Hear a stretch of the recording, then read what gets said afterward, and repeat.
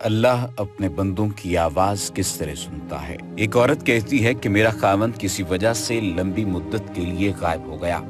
उस वक्त मैं एक कम उम्र बच्ची की माँ भी थी, जबकि मेरा ज़ईफुल उम्र बाप भी हमारे साथ ही रहता था। हमारी गुर्बत और मुफलिसी अपनी इंतहा को थी और अक्सर औकात हमारे घर में खाने के लिए कुछ नहीं होता था। अगर दोपहर को कुछ खा लेते तो रात को भूखा सोना पड़ता था। सब्र के साथ हम हर हाल में अल्लाह का शुक्र अदा करते थे।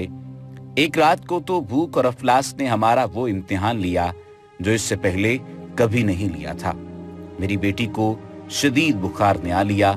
बच्ची की बुखार और भूख से बनी हालत से मुझे अपनी और अपने वालिद की भूख भूल गई। ऐसी बेकसी और लाचारी तो कभी न देखी थी। बेकरारी हद से बड़ी तो मुझे अल्लाह तबारक व तआला का ये कौल याद आ गया, भला कौन बेकरार की इल्तिजा कबूल करता है जब वो उससे दुआ करता है, और कौन उसकी तकलीफ को दूर करता है।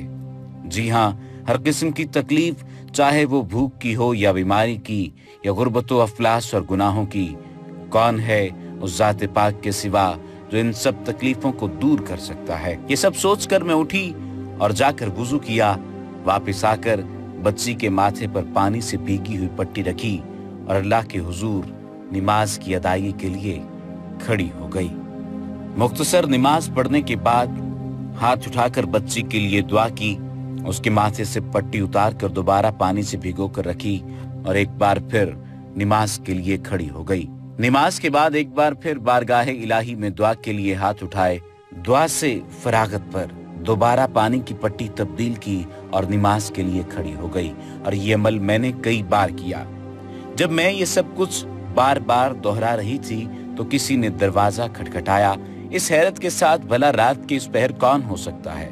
मेरे वालिद ने पूछा कौन, और जवाब आया कि मैं डॉक्टर हूँ। मैं और मेरा वालिद, हम दोनों एक दूसरे को हैरत से देख रहे थे कि इसको किसने बुलाया है। मेरे वालिद ने जाकर दरवाजा खोला। डॉक्टर ने आते ही पूछा कि मरीजा किधर है, और हमने सादगी से बच्ची की तरफ इशारा कर दिया। डॉक्टर ने बच्ची को चेक किया, कागज पर एक नुस्खा लिखकर मेरे हाथ में थमाते हुए बोला, लाइए मेरी फीस दीजिए और मैं चलता हूँ। मैंने आहिस्तगी से जवाब दिया, डॉक्टर साहब, हमारे पास तो आपको देने के लिए फीस के पैसे नहीं हैं, बल्कि हमारे पास तो कुछ भी नहीं है। मेरा ये जवाब सुनते ही डॉक्टर जला उठा और गुस्से से तकरीबन धाड़ते हुए बोला कि अगर फीस देने के लिए पैसे नहीं थे तो मुझे आधी रात को फोन करके क्यों बुलाया था? क्यों मुझे इस तरह बेआराम किया है तुम लोगों ने? डॉक्टर के मुंह से टेलीफोन का सुनकर मुझे लगा कि डॉक्टर गलती से हमारे घर आ गया है। मैंने हिम्मत करके जवाब दिया, डॉक्टर साहब, हमने आपको टेलीफोन करके नहीं बुलाया, बल्कि हमारे पास तो टेलीफोन है ही नहीं। ये सुनकर डॉक्टर ने मुझसे पूछा, अच्छा तो क्या ये फलां शख्स का घर नहीं है? मैंने कहा, नहीं डॉक्टर साहब, फलां साहब हमारे हमसाया हैं। ये सुनकर डॉक्टर थोड़ा सा खामोश हुआ और फिर हमारे घर से निकलकर हमारे हमसाये के घर चला गया और हम खिजालत और शर्मिंदगी से खामोश बैठे रहे। थोड़ी ही देर गुजरी थी कि डॉक्टर एक बार हमारे घर आ गया।